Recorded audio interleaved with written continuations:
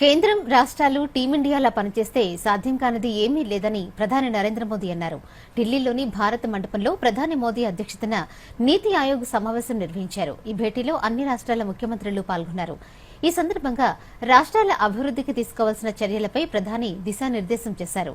అనంతరం మాట్లాడిన మోదీ 2047 నాటికి వికసిత్ భారత్గా మారడంపైనే అందరి దృష్టి ఉండాలని సూచించారు. ప్రతి రాష్ట్రం, నగరం, గ్రామాన్ని వికసితగా మార్చటమే మన లక్ష్యమని తెలిపారు.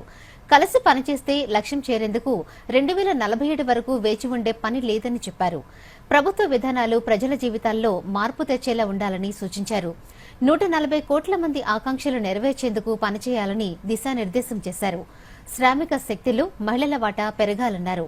దేశంలో పట్టణీకరణ వేగంగా జరుగుతోందన్న మోదీ భవిష్యత్ నగరాల అభివృద్దికి మరింత కృషి చేయాలని వెల్లడించారు. నగరాల అభివృద్దికి ఆవిష్కరణ, స్థిరత్వం ఇంజిన్లుగా ఉండాలని చెప్పారు.